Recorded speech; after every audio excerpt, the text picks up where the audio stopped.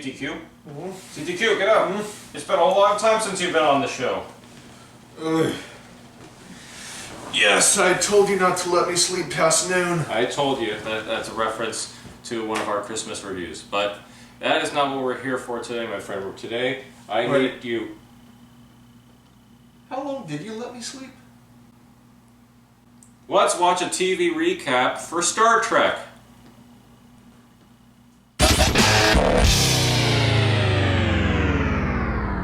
Energize. Insert special effect here. Which special effect, though? Well, preferably it would have started, we weren't here, and then the Energize effect shows up, and then we dissolve here. Well, which energizing effect? You know, like the particles. There's a blank couch, and then the particles show up, and you hear the... and then we just are here. Ah, so the effect that they use in the series, but not in the pilot. Yes, exactly. So, yeah, we decided to do Star Trek, the original series, and to do that we actually went with the pilot to start off, which means the only character who showed up in the pilot that shows up in the rest of the series is Mr. Spock, who doesn't act like the Spock that we know, really. If you want, we want to address on that quickly, because there's like two things on that.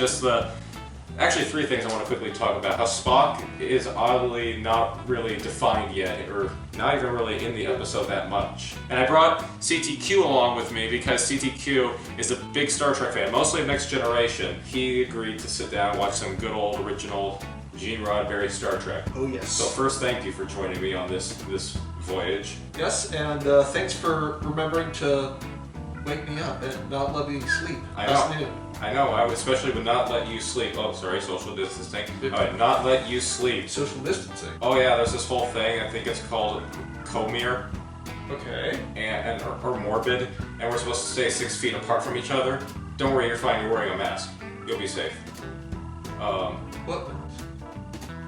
So back to the Star Trek Spock, he doesn't really act entirely like the Spock that we know yet, but it's not really about him. Another thing I want to say is I actually do have to admit I like Pike more than William Shatner's Kirk. Oh yeah. To be honest, I think Pike is more effective. The guy who's playing Christopher Pike in this, I forgot the actor's name, but he does a far, probably more convincing job as a captain than William Shatner. No disrespect to...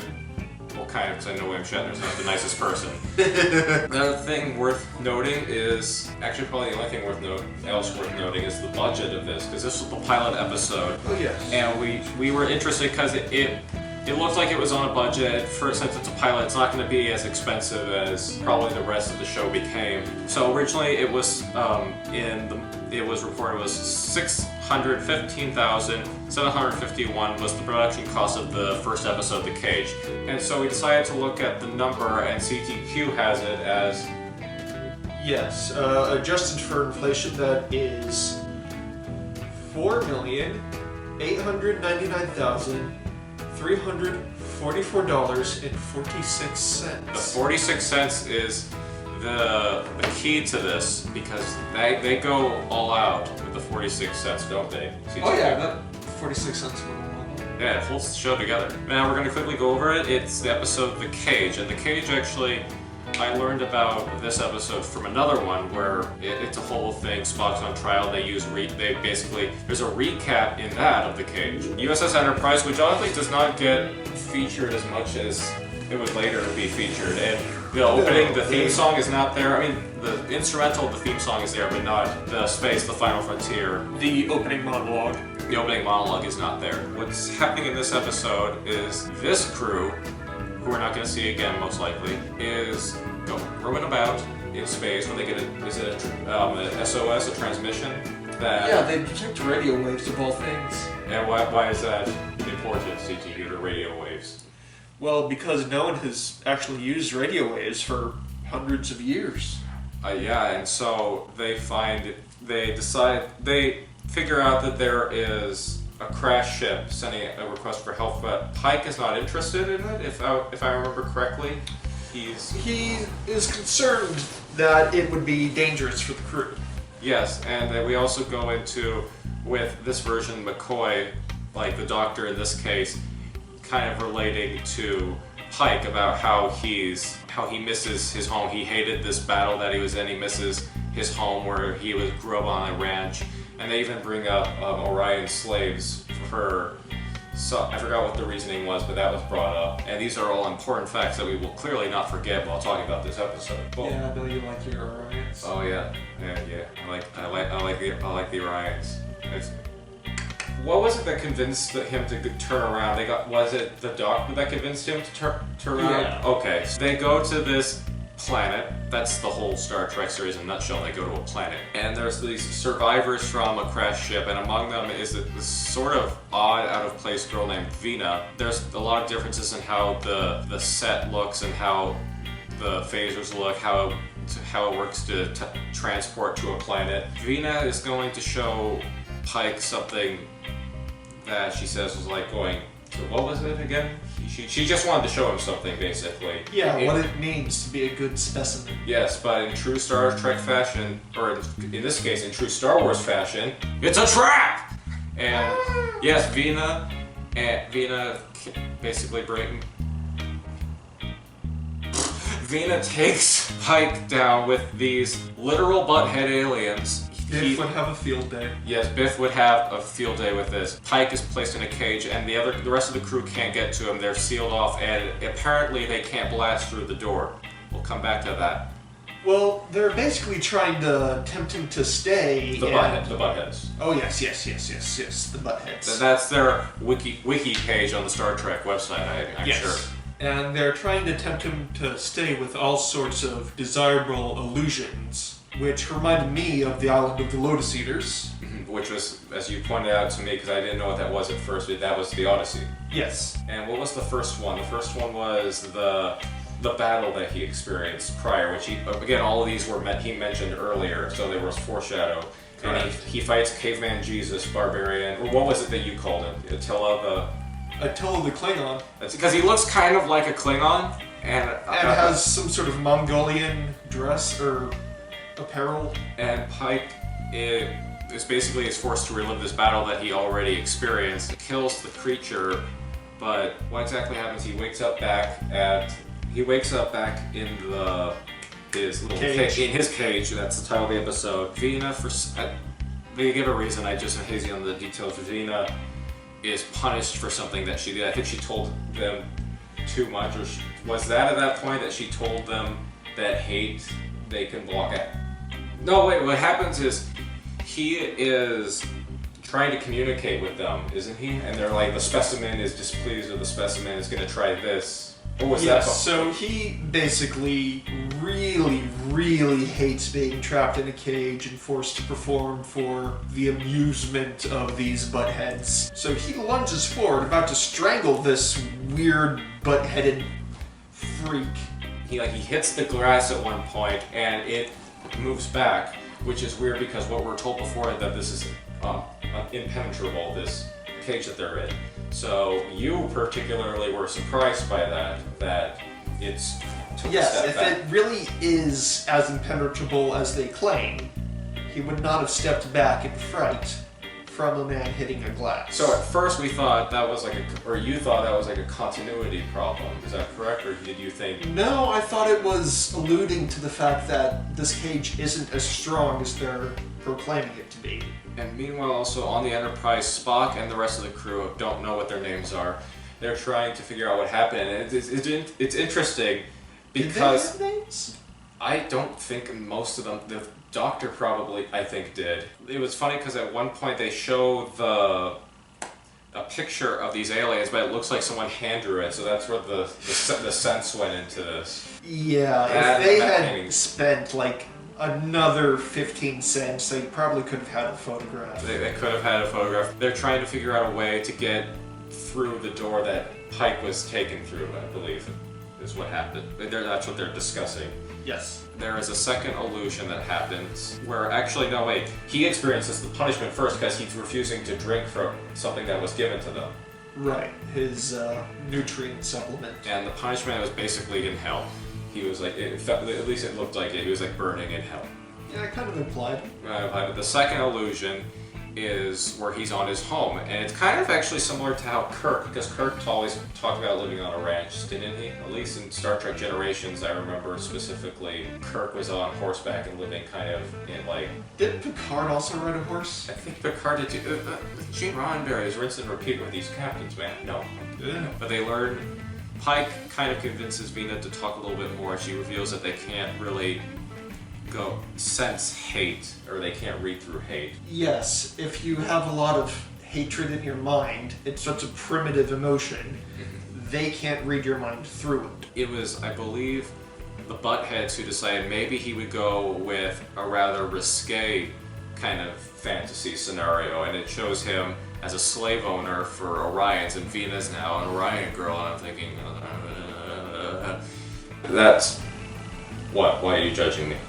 Why do you judge me? Deviant. Mask freak. What mask? Anyway, the crew is about to beam down to go get help, but only the women get beamed down. They're beamed down to the cage. Vina's upset because she wanted to have Pike as the mate.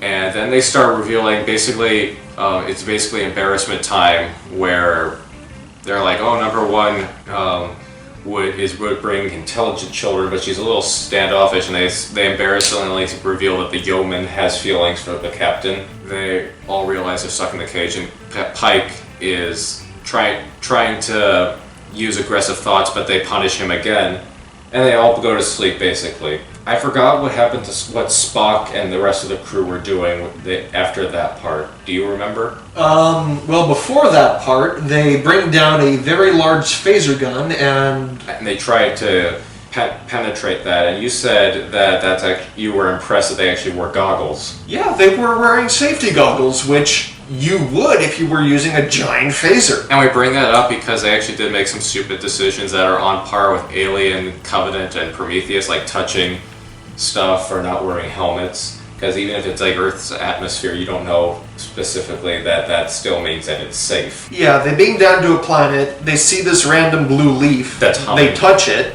and I'm thinking, how do you know that blue leaf isn't this alien planet's equivalent of poison ivy or poison sumac? Or as we put it out, the Gimpy Gimpy tree. That terrible tree.